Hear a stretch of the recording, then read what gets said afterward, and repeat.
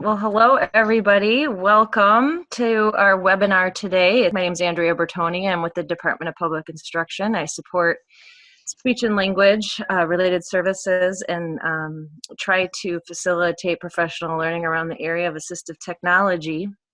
We want to thank WISPE, which is a statewide support organization for parents. They allow us to use this Zoom platform that is not part of Department of Public Instruction, so it's part of the WISPE grant, and so we want to thank them for allowing us to use their Zoom for this webinar. And I want to get right in and just briefly introduce Jennifer and the session today around AAC, Moving Beyond the Barriers, Implementing Core Vocabulary with Success. Jennifer has, I've learned a lot from her over the last couple of years being in my position, and have been able to collaborate with her around Wadern and about our website. And I will also put a link in the chat. We have an updated AT website for relevant resources for you all. And so I encourage you to check that out as well. And without further ado, let's welcome Jennifer. Thanks, Andrea, and thank you to everybody for attending. Let's see here. My name is Jennifer Schubring. I am a speech-language pathologist from the Green Bay area. I have expertise in AAC. I first started learning about AAC 18 years ago as an undergrad at UW-Madison, where I worked for the Communication Aids and Systems Clinic at the Weissman Center. From there, I had a graduate assistantship to work with one of the leading researchers in the world, Dr. Janice Light at Penn State, and moved back to Wisconsin. I've worked in a variety of settings, birth to 3, home health, outpatient. But for the past 12 years, I've really focused my skills in the public schools. And currently I work for the Green Bay Area Public Schools part-time. And about 2 years ago, I started my own private practice building AAC. And there just happened to be more of a need in our community in the Green Bay area at that time. And since then, I've been able to do some statewide presentations and presenting at national conferences, doing some consulting work through my private practice, and just sharing my love of AAC with everybody. A few disclosures for you. I do own my private practice building AAC. I already mentioned I work for the Green Bay Area Public Schools, and I am being contracted by DPI for this presentation. Non-financial, I am a member of ASHA and SIG 12, and also a member of the United States Society for AAC. If you have any questions, as Andrea mentioned, you can put them in the chat or the Q&A. I also have a Padlet linked in your presentation that you should have a copy of that you can post questions there. This Padlet was started last year when we were doing the collaborative speech and language meetings throughout the state. So there are already some answers, questions and answers in there, and we can just keep growing that resource. So feel free, even after the fact, or if you're watching this, you can always put your questions in, and I'm always notified, so I know when to go back and look at it. And you can also email me at my email address. So I start all presentations pretty much the same way because I think this is a really important quote to share out. We have discovered increasingly that communication has only one prerequisite. It has nothing to do with mental age, chronological age, prerequisite skills, mathematical formula, or any other models that have been developed to decide who is an AAC candidate and who is not. Breathing. Breathing is the only prerequisite that is relevant to communication.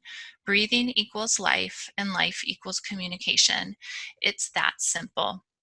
We really need to remember that nobody is too young, too old, too autistic, too intellectually disabled, unable to physically access, stims too much, maybe they've already tried and failed.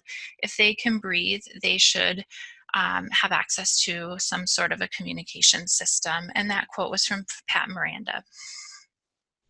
Because we have sort of a variety of maybe skill levels and knowledge about AAC, I am going to briefly touch on what is AAC. So AAC stands for Augmentative and Alternative Communication. It is a variety of techniques and tools, including picture communication boards, line drawings, speech generating devices, tangible objects, signs, gestures, anything to help an individual express their thoughts, their wants and needs, feelings, and ideas. And if we kind of take apart that word augmentative and alternative communication, augmentative is something that we're using to supplement existing speech. In the autism world, many people identify as partially verbal. They would be augmenting their verbal speech sometimes when they can't access it with AAC. And it can be alternative when we're using it in place of speech when that's absent or non-functional. AAC can also be temporary, so maybe you only would use it in the ICU or if you had some sort of an accident, or it can be permanent and can be used by people throughout their lifetime. To further break down AAC, we think of it in terms of unaided or aided. So unaided can simply be giving, your husband or your wife or your children the look. That happens in our house a lot. I don't need anything outside of my own body in order to communicate. And aided can be broken down into basic or low-tech systems, where it might just be a paper and pencil. So you need some sort of tool or device to communicate. It could be pointing to a communication board or using the picture exchange communication system or PECS. And high tech would be some sort of a speech generating device that has a dynamic screen that is changing. I'm going to provide a couple examples of low tech, so you can see there are pictures of some real objects or just anything that you might use in your environment. And then we have also symbol systems that can be considered low tech. Some common ones that we see a lot of are board maker, symbol sticks, lesson picks, even the use of emojis can be thought of as low tech communication. And I want to take a minute because I think that this could be a very good resource for people, especially with what's going on right now. We have a lot of families that may not have access to one of these communication symbol systems such as Boardmaker, and they can be pretty costly. So a really great free online tool that families or caregivers, maybe outside agencies might want to use is a website called opensymbols.org. So I'm going to click on that, and hopefully you guys are seeing that. And this is an open licensed just database of pictures specifically for communication. So if I'm going to search for the word drink, I can pull it up. And I have all sorts of pictures of drinks, and I can take any one of these and I can copy and paste them into a Google Doc or Microsoft Word or anything like that and print them out. So I do have I just recently posted on my website and on the blog how to use open symbols. I made this in my district a while ago for therapists and teachers to share out, but I did a nice blog post, it looks like 4 days ago, and included the demo that I did a couple years ago on how to use open symbols, and then just talked about some of the trials. Like Boardmaker Online has a free 60-day trial. And I posted a video of how I'm using visuals and gave some ideas here. So this could be a really nice resource that you can share with families right now that might be helpful given the distance learning that we're all doing. We also have mid-tech options. These are commonly thought of as like Big Macs or step-by-steps where you're recording with your voice a single message. So maybe you record on a button that says cracker, and every time the student hits the button, it says cracker, and you hand them a goldfish cracker. There is linked in here 101 ideas for using single message devices from AbleNet, and sometimes we get stuck in a rut when we're using these communication systems. It just gives you some nice ideas for things that you can use these devices for with the students and their families. We also, in the range of mid-tech, have speech generating devices with levels. So if we have a device that maybe has 4 pictures on it and it has 5 different recordable levels, we would have up to 20 messages that that student could be using. So maybe you have one level is art class, one level is gym class, one level is your literacy time, one level is your circle time vocabulary. But you do need somebody to help switch those overlays, or the individual needs to have the ability to switch those overlays within these communication systems. And then we have high-tech devices. And you can see this is an older PRC Pathfinder. We've got some Tobii Dynavox devices. This is an iPad with Proloco to go on it. And this is an eye gaze system right here. So these would have screens that change. They have synthesized speech on them usually. And they are the more costly devices that you're going to find out there that are going to give you the most robust vocabulary.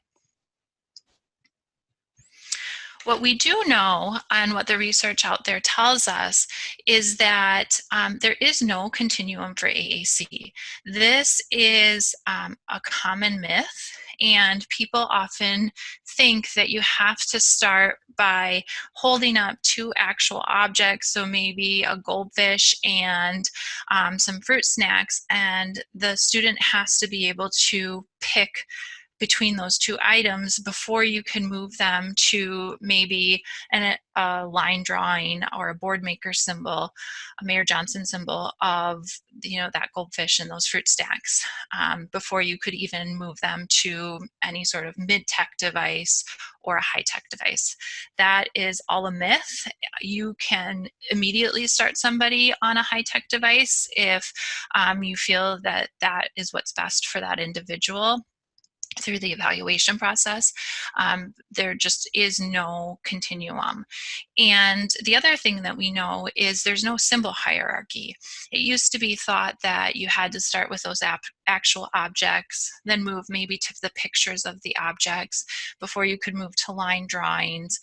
But that also is a common myth, and research has shown that you don't have to start with the actual objects. Again, through your evaluation process, you would determine, what that student understands and comprehends the best. So we're going to talk about the what. What evidence-based systems can we use with individuals with complex communication needs? This comes straight off of the American Speech, Language, and Hearing Association's practice portal, and they list several treatment options, including augmented input or modeling, which we're going to talk about today. Core vocabulary we'll talk about today. Carrie, you had mentioned using language acquisition through motor planning, or LAMP. And LAMP is actually more of an intervention, and Words for Life is the app that goes along with that intervention method. Picture exchange communication system, or PECS, is something that most people have used. Pod, and even things like visual schedules can be considered a form of communication.